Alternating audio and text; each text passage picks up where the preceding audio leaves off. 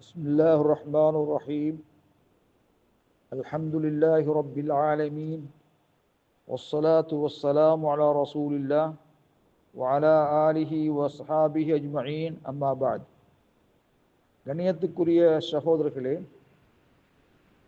மா ஹுக்மு ஸலா அல் மையத்தில் முஸ்லிம் வலதைஹி பித்அத்துன்.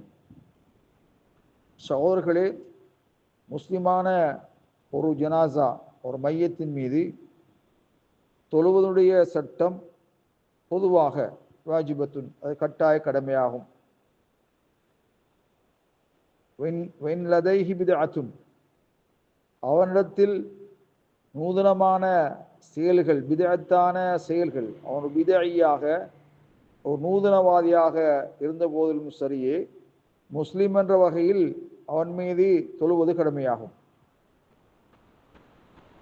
அந்த தலைப்பிலே உலமாக்களுக்கு மத்தியிலே நூதனவாதியாக முபுத்ததியாக இருந்தால் அவன் மீது தொழலாமா என்பதில் முரண்பாடான கருத்துக்கள் இருக்கின்றன. சில உலமாக்கள் தொழலாம் என்று ஆதரிக்கின்றார்கள்.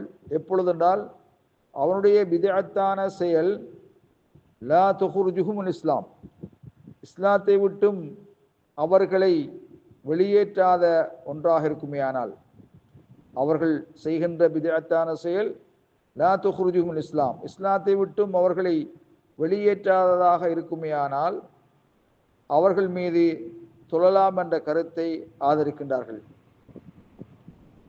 அதே நேரத்தில் இதா கானத் பித்அத்தும் தூஜிபு குஃப்ரஹும், குஃப்ரை வருத்தக்கூடிய அவருடைய நூதனமான செயல் ஆயிருக்குமேயானால், அவர் பிதஅத்தான செயல் குஃப்ரை ஏற்படுத்தக்கூடியதாக இருக்குமேயானால், ஃபைன்னஹு லா யுஸல்லா அலைஹிம், அவர்கள் மீது தொழுவிக்கப்பட மாட்டாது, அவர்களுக்காக வேண்டி பிழை பொறுக்க தேடப்படவும் மாட்டாது. யாரை போல என்றால் ஜஹ்மியாக்கள், முஅ்தஸிலாக்கள், ராஃபிலாக்கள், அவர்கள் போன்றவர்கள். அவர்கள் அலி ரலியல்லாஹு தஆலா அன்ஹு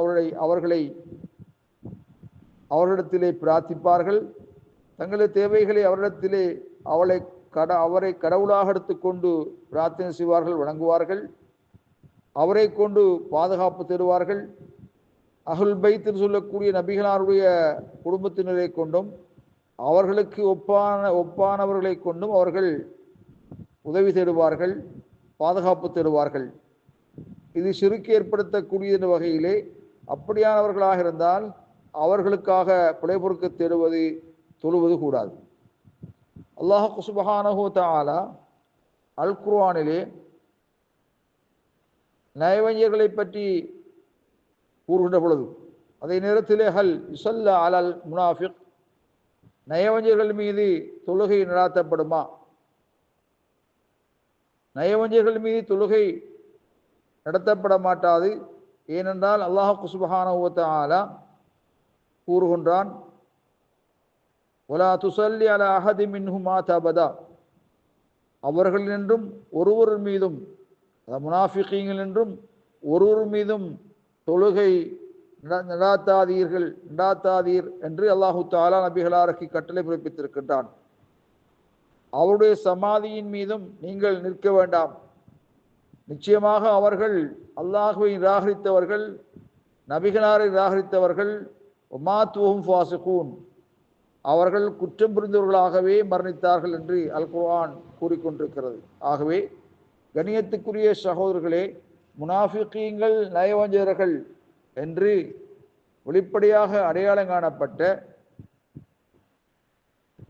இந்த செயல்பாடுகளை செய்யக்கூடிய அவர்கள் மீது தொழுவது கூடாது என்ற கருத்தோடு வல்லாஹு அலம் பிஸ்ஸவாப்.